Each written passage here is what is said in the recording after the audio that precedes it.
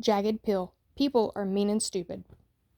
How discompassionate of me, right? But it's true, is it not? Ignorance and malice are rampant in our society. It's palpable everywhere you go. The gas station, work, school, church, the movies, ad nauseum. If not by subtle means, a steely barrel pointed at you and your community, wielded by the most recent victim of shame-induced madness. Shoot, there's an entire medical industry dedicated to attempting to heal mental and emotional injury that we impose on each other and ourselves. Recent observations have left a deficit within my well of hope for humanity. The material truth is, one cannot elicit the best out of people simply by recognizing the best in people.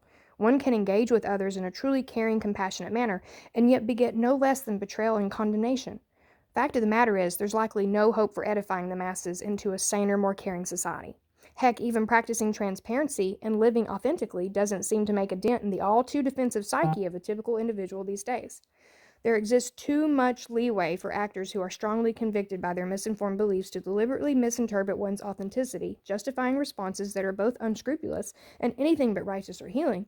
Example, preying on one's naive hopes that acting transparently will beget compassion and reduce harm, only for the willfully ignorant to take advantage of said transparency via sabotage.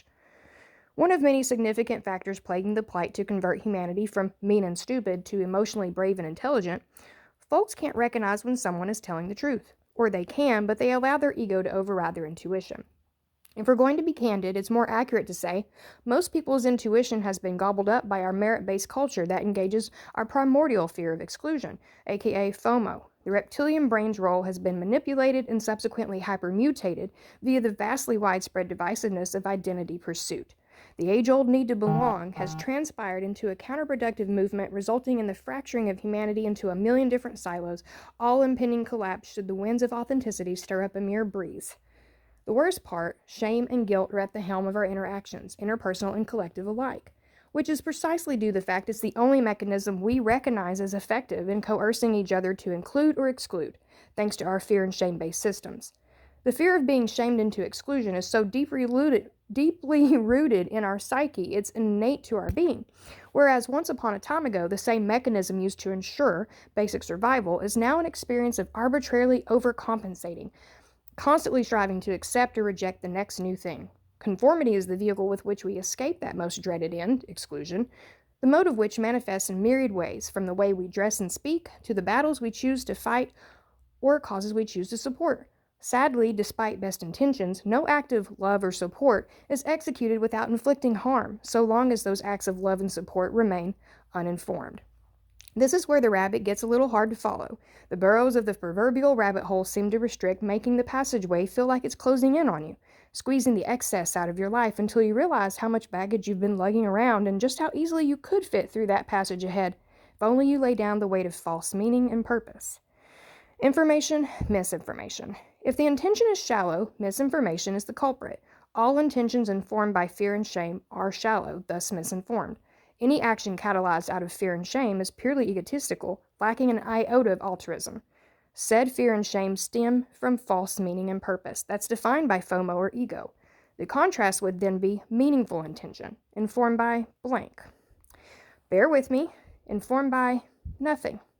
Hold on before you leave thinking I must be one of those seemingly apathetic monks that smile wisely as you suffer in the anguish of existential peril.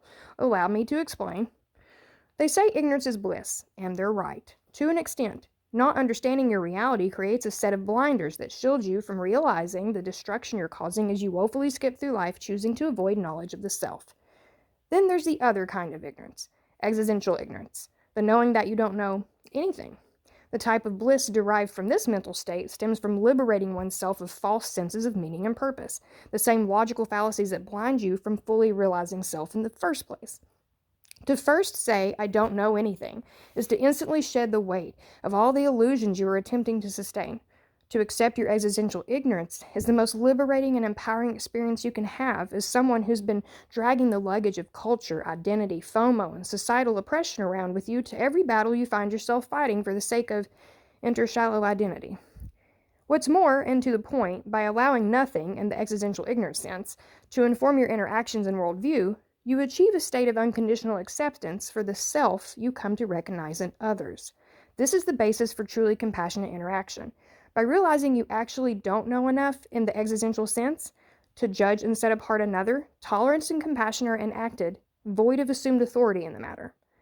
Now, there are those who conclude this type of outlook is stoic at best, a convenient cop-out for avoiding involvement in any given matter, when in reality, none of us understand, let alone conceive, the sheer gravity of existence and all the human functions entailed therein.